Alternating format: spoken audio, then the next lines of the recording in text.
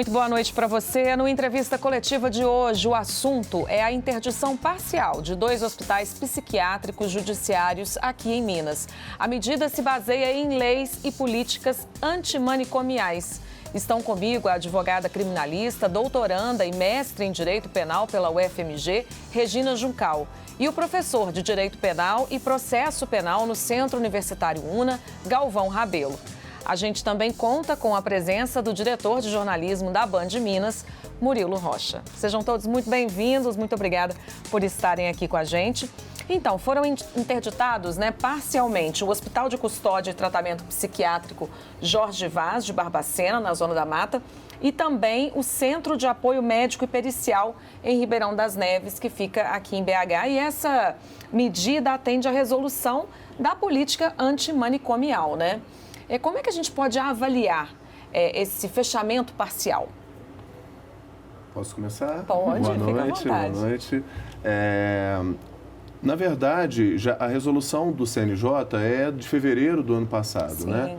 Fevereiro do ano passado já havia um planejamento de que de que a desinstitucionalização chegaria também no judiciário. Na verdade, essa já era uma lacuna que a gente sentia há algum tempo, porque houve a desinstitucionalização do setor privado, o fim dos hospitais psiquiátricos para o setor privado de um modo geral, uma mudança no SUS e tudo mais, mas isso não tinha chegado no Poder Judiciário. Então, na verdade, a lógica é que veio um pouco tarde, mas chegou o processo de desinstitucionalização nesse primeiro momento com a interdição parcial, que é basicamente não aceitar novos internos nesses 2 estabelecimentos que são referência em Minas, E num segundo momento, até agosto, a desinstitucionalização total, Então, é uma política pública que já tem uma lei de 2001, O CNJ, na verdade, traz agora essa resolução para trazer essa questão para o Poder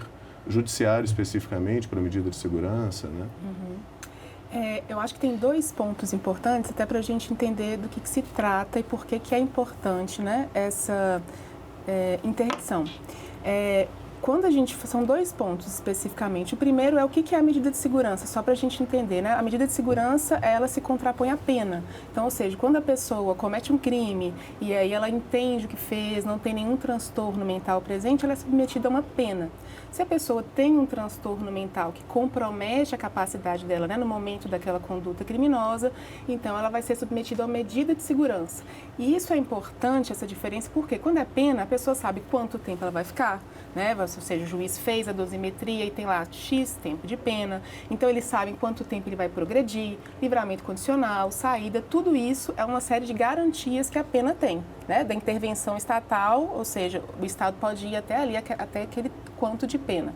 A medida de segurança, ela é orientada por causa do transtorno mental, pela periculosidade. Então, esse sujeito vai ter que ser submetido a um tratamento compulsório, E aí, isso não tem um tempo específico, A gente pode até falar depois sobre como que o STF construiu esse limite temporal. Então, isso é um ponto específico, ou seja, a medida de segurança já tem menos garantias, pelo menos nesse sentido temporal. E, bom, a gente tem a lei que o Galvão mencionou, a 10.216 de 2001, que ela é a que a gente chama lei da luta antimanicomial, a reforma psiquiátrica. Então, ela redimensiona o tratamento para os portadores de sofrimento mental. E o que isso significa? Que vai preponderar o tratamento em meio aberto, em detrimento da internação. Então, a eficácia terapêutica do tratamento em meio aberto, no CAPS, a gente pode falar sobre isso depois, ele é um recurso terapêutico mais eficaz. Só que, quando essa lei foi promulgada, ela não falava nada sobre pessoas que cometem crime, foi no âmbito civil. E essa lei demorou 12 anos tramitando, veio da lei Paulo Delgado até ser promulgada em 2001, mas sem tratar da pessoa que comete crime. Ela não tinha essa especificidade criminal. Então, houve esse gap, como posso dizer, esse lapso em que caminhou a reforma psiquiátrica no âmbito civil, mas para essa parte das pessoas que cometem crime, então a gente está começando a discutir, está ganhando projeção nacional esse tema agora, sobretudo com essa resolução.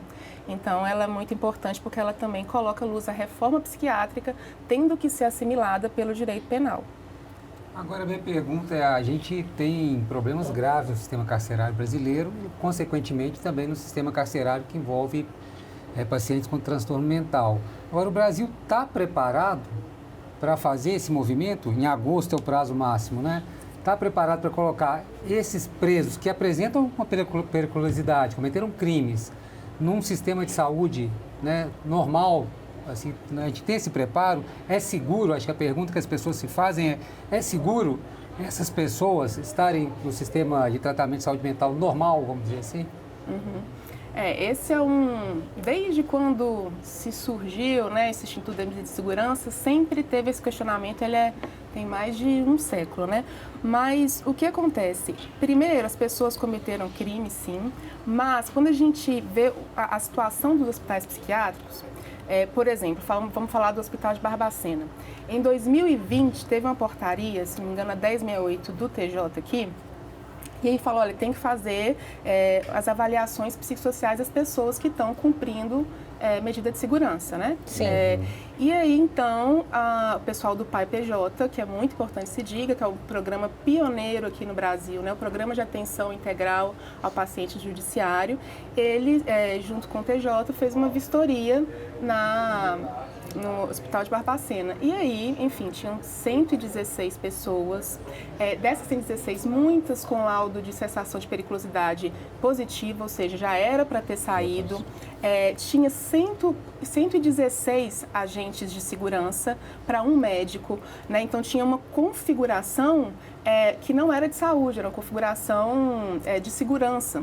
E aí a inspeção foi assim, o relatório é muito feio, era um lugar de cela, não era um lugar terapêutico. Então essas pessoas, tanto que quando passou a inspeção, eles conseguiram liberar 80%. Ou seja, que estavam lá indevidamente. Então, também tem esse mito de que essas pessoas estão lá porque têm que estar, porque são perigosas. Algumas têm que estar, mas outras, não estar no hospital psiquiátrico não significa que ela não vai estar em tratamento e que não significa que não vai ter uma equipe médica multidisciplinar que vai acompanhar. Significa que ela não vai estar institucionalizada.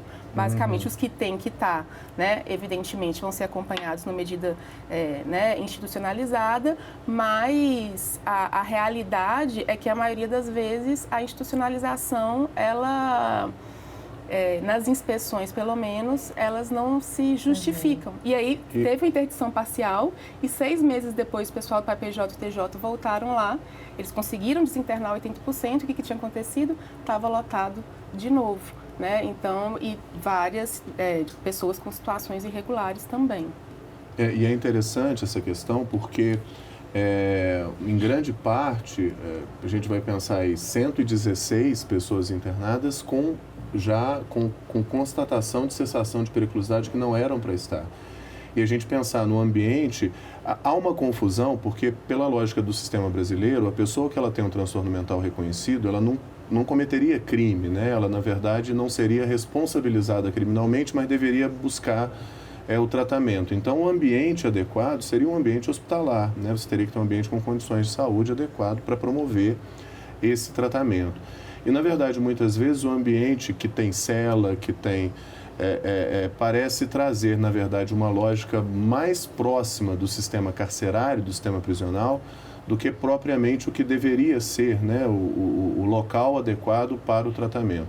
E, evidentemente, para a maioria esmagadora ali, nem seria o local adequado, porque eles poderiam ser tratados em meio aberto. Né? Esse é o desafio, essa é a proposta, né, que a rede de saúde, de atenção à saúde mental traz, é o que o CAPES faz, né? Então, a maioria esmagadora das pessoas que estão ali poderiam estar tranquilamente, né, em meio aberto. Agora eu vou insistir nessa questão porque é isso, nós estamos falando da maioria, mas tem uma minoria, né, que realmente apresenta talvez um grau de periculosidade, enfim, cometeram crimes bárbaros e tal. Como é que faz com essas pessoas? Elas vão ter que sair desses centros também? Para onde que elas vão? Então, no caso desses casos que há um comprovado perigo para a sociedade. Que, de fato, elas precisam estar internadas, né? Bom, Primeiro ponto que ela não pode estar na prisão, né? A resolução fala isso, não pode estar em locais com características asilares. Então, o que acontece hoje?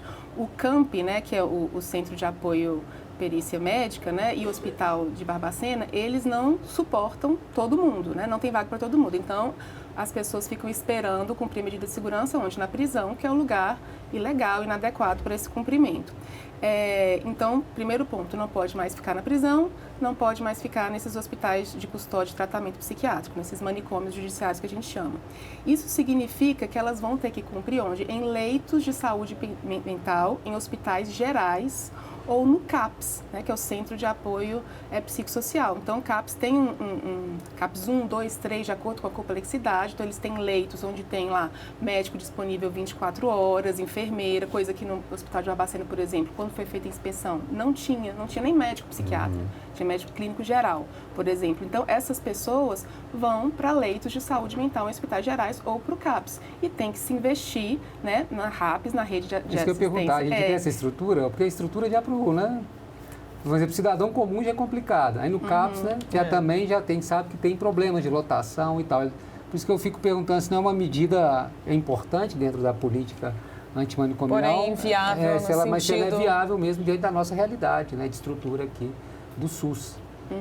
Eu acho que isso força a uma avaliação psicossocial de todos os casos, porque como eu dei o exemplo de 2020, muitos não necessitavam, não era o caso que você pontuou. Então, primeiro, né, força a ter esse cuidado, porque essas pessoas elas têm que ser submetidas a um projeto terapêutico singular, que diz respeito ao caso dela específico, às condições dela. Então, se você faz essa avaliação que muitas vezes não é feita, né, até 2020, aí, por exemplo, não tinha, isso é instituído desde 2014, então a gente já tira uma quantidade boa de pessoas. As que precisam, se a gente entrar na lógica quase que uma reserva do possível, o Estado não dá conta, né, o Estado tem que se estruturar, né, para que haja leito suficiente, né, para atender essas pessoas. Recurso que é destinado a esses hospitais, esses manicômios judiciários, eu acho que o Estado tem que se adequar a investir na rede de atenção psicossocial. E aí tem até essa questão da reorientação do orçamento, né? Esses hospitais recebiam uma verba, eles sempre tiveram apoio e aí, de repente, reinvestir esse valor nos hospitais gerais.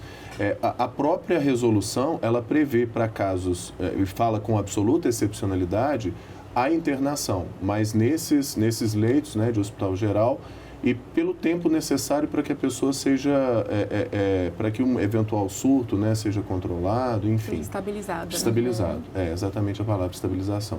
Para que consiga a estabilização pelo tempo necessário e depois iria para o ambiente aberto. Então, há a possibilidade ainda da internação a partir do projeto, né, terapêutico singular. Então, a partir do projeto, a equipe multiprofissional, multidisciplinar, percebe essa necessidade, né, da internação e faz a recomendação, a pessoa fica internada, se estabiliza e depois vai para o ambiente aberto. Uma reflexão que talvez seja interessante é se o volume, a gente tem 2 hospitais em Minas, né? Se o volume também impactaria tanto o SUS, porque a ideia hoje eles estão concentrados em determinados pontos, aqui Ribeirão e Zona da Mata. Será que, à medida que eles vão se espalhar e vão para perto das suas casas, da sua família, né? Será que o impacto será assim? Essa é uma coisa que eu me pergunto também, né? À medida que eles voltam para suas casas, ficam próximos da família, da comunidade. Está falando de que público que é esse? Assim, a gente tem uma ideia no Brasil? Tem esse censo desse tipo número? de... O número é muito menor, nem 3 mil pessoas cumprem medida de segurança, né? Então, talvez por isso... E os dados oficiais também são muito menos precisos do que o censo feito para a pena, né? Então, o número é muito incomparável ao da pena. E aí, você falou assim, não, mas tem gente muito... Pode ser muito perigoso, como é que a gente vai fazer? É muito interessante que... Quando foi feita essa inspeção, tinha gente há 20 anos, 22 anos internado. E aí as pessoas acabam pensando, olha, era melhor ter sido submetido a uma pena, porque se fosse eu teria já progredido, teria saído. Só para deixar um pouco claro a lógica da medida de segurança, de você não ter essa perspectiva. Porque você ganha ali esse etiquetamento de perigoso, e aí nessa... A pessoa está lá, teve um de 19, um de 21 anos, outro de 22 anos, né? E você fica... depois incapacitado, né? Você fica com cronificado, que a gente fala, né? Então, esse é um ponto também. Bom, a gente vai fazer uma breve pausa agora, um intervalo, entrevista coletiva. Volta daqui a pouquinho, nós esperamos vocês. Até já!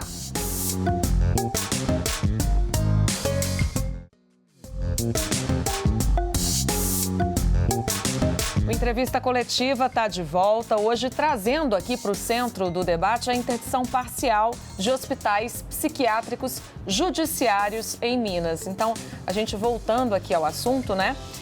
Essas pessoas deverão ocupar leitos hospitalares, como a gente estava dizendo, né?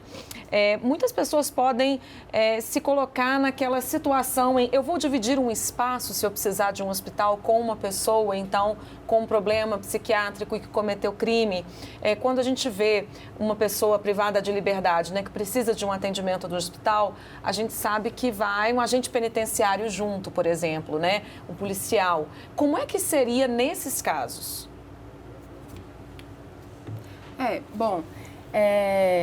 Nesse caso, porque sempre teve, só para fazer voltar historicamente, porque é um problema... histórico mesmo. Histórico, desde o primeiro Sim. Código Penal, tinha lá, em 1830, falava, olha, quem tem doença mental, alienação mental, tinha um outro nome, né? Vai ser entregue ou para a família ou vai para casa a eles destinados. Como a família às vezes não queria, Sim. né? Porque tem isso, a casa a eles destinados lá em 1830 não existia. Então eles iam para onde? Para prisão. Aí vem o Código de 1890. Manteve a mesma redação. A família não queria, senão iria para a prisão. E aí, em 1903, veio um decreto instituindo esses locais que seriam como os hospitais, os manicômios judiciários. Só que só foi existir manicômio judiciário lá em 1921.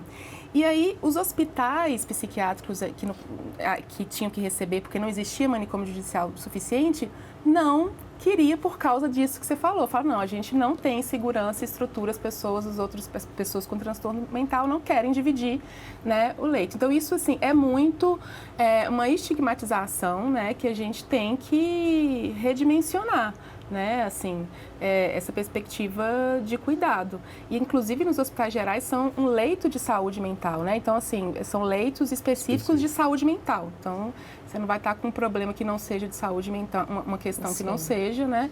Então, faz parte também de uma reeducação mesmo, né? E que já isso que você pontuou é um problema histórico. É um problema histórico. A gente sabe da história, né? Lá de Barbacena, né? O Holocausto Brasileiro, Sim. o livro, Daniela Arbex. Então, é um problema também, assim, realmente, né? Existe uma estigmatização.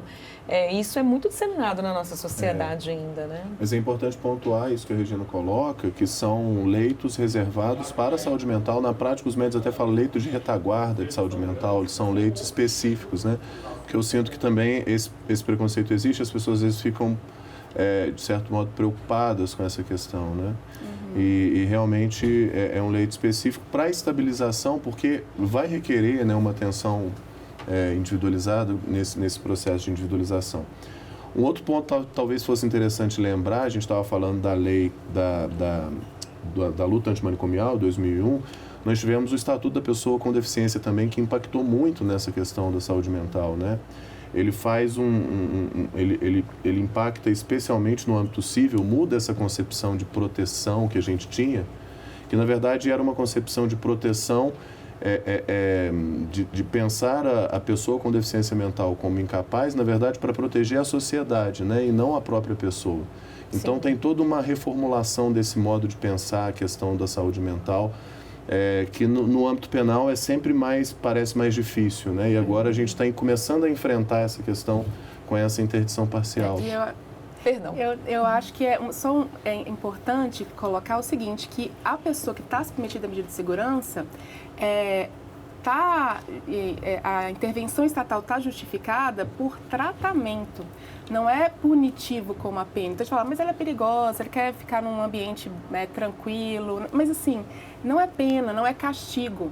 A ideia, a autorização que está no Código Penal é para fins, está lá, curativo, a gente sabe que não tem cura, mas está nomeado como curativo, e de tratamento. Então, você tem que oferecer a essa pessoa condições, as melhores condições terapêuticas possíveis, né? Então, o que foi legalmente estabelecido é que a pessoa tem que ser tratada, né? Vale e não lembrar que ela é punida. absolvida criminalmente. Criminalmente, ela é absolvida e submetida à medida de segurança. Sim, Agora, a gente tem aqui no Brasil essa questão que a gente estava falando do estigma, né? Esse Hospital de Barbacena, vamos dizer, virou um modelo mundial do que não se fazer, né? Tem o livro do Irã Firmino, da década Também. de 70, 80, Os Porões da Loucura. Aí a Daniela Arbex, recentemente, voltou com um outro livro sobre lá também, um grande sucesso. As pessoas se horrorizam, mas no fundo a gente tem uma sociedade bastante preconceituosa e punitivista no Brasil, né? As pessoas querem se ver longe do problema. E eu queria transferir isso até para o âmbito familiar. A gente presencia, já fez muitas reportagens aqui, né, Elisa? Às vezes, pacientes com algum tipo de transtorno, a família não quer aquele paciente em casa porque tem medo. Né? O caso de esquizofrenia, às vezes pacientes um pouco agressivos, a família tem medo. Não tem estrutura. E não quer receber em casa, né?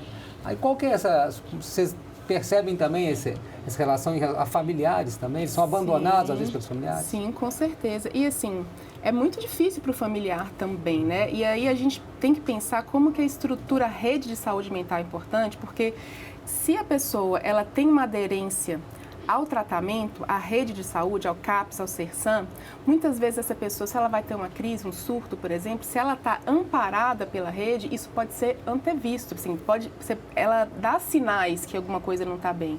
Então, assim, até para essa questão de algum mal que a pessoa possa fazer a outro, a si mesma, se ela tem uma assistência se não possa ser da família, mas de rede, sabe, isso pode mitigar o dano, vamos dizer assim. Então, assim, o transtorno mental é também uma condição social. Então, se a pessoa está integrada na comunidade, possivelmente, né, preferencialmente na família, então você tem ali uma condição melhor de acompanhamento, de ver se essa pessoa está em crise, se ela vai entrar em crise ou se ela não vai. Mas, de fato, para a família, muitas vezes a família nem não quer, mas além de não querer, muitas vezes não tem estrutura, como você bem pontuou. E para isso existem as residências terapêuticas, né? É justamente para as pessoas que ou estão cronificadas, né, saem da instituição, já não sabem mais viver, né, vão para as residências terapêuticas, não têm família, ou para as pessoas realmente que as famílias não têm condições de receber, de acolher, porque de fato é muito difícil. Vamos falar um pouco do diagnóstico também, né? Porque existe também um imaginário popular de que uma pessoa comete um crime, então ela vai usar o recurso da questão, alegar problemas psiquiátricos. Ela vai alegar problemas psiquiátricos porque daí ela terá uma pena mais branda, porque ela não vai precisar ir para o presídio, ela vai, então, receber um tratamento diferenciado.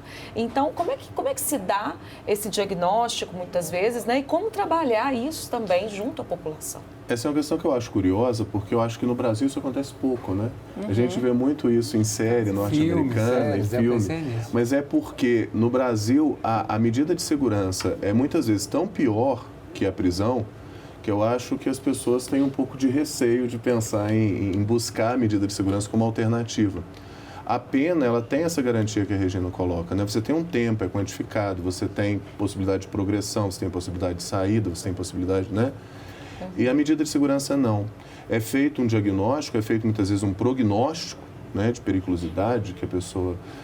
e a partir dali ela fica, e muitas vezes ela fica cronificação, ela fica cronificada, ela vai ficando... Fica esquecida, né? Fica esquecida, exatamente. Quando existe dúvida no processo, né, sobre a sanidade mental da pessoa, né, a gente tem um incidente de insanidade mental, que aí vai ver, o perito, né, vai avaliar, e aí vai chegar se tem um transtorno mental, qual que é, se é uma pessoa considerada perigosa, se isso afetou na hora da conduta criminosa. E aí, a partir de então, com esse laudo, é que se aplica a medida de segurança. Se a gente pensar em outras experiências de outros países, o Brasil está onde aí nessa política? Deixa eu só, desculpa, só porque você falou dessa questão das pessoas reivindicarem eventualmente a medida de segurança, e é isso, né? A medida de segurança aqui, você não progride, você não tem tempo, sabe? Vale mais a pena, você tem tentativa, a pena é diminuída. Se tem acordo de não persecução penal, você tem uma série de recursos processuais e penais que você pode ser usado aqui no Brasil na pena e não pode na medida de segurança. Quer dizer, uma visão distorcida muitas vezes. Aqui no Brasil é totalmente distorcida. Eu nunca vi ninguém pedindo... Mas o imaginário popular traz isso, série né? norte-americana, que isso é muito comum.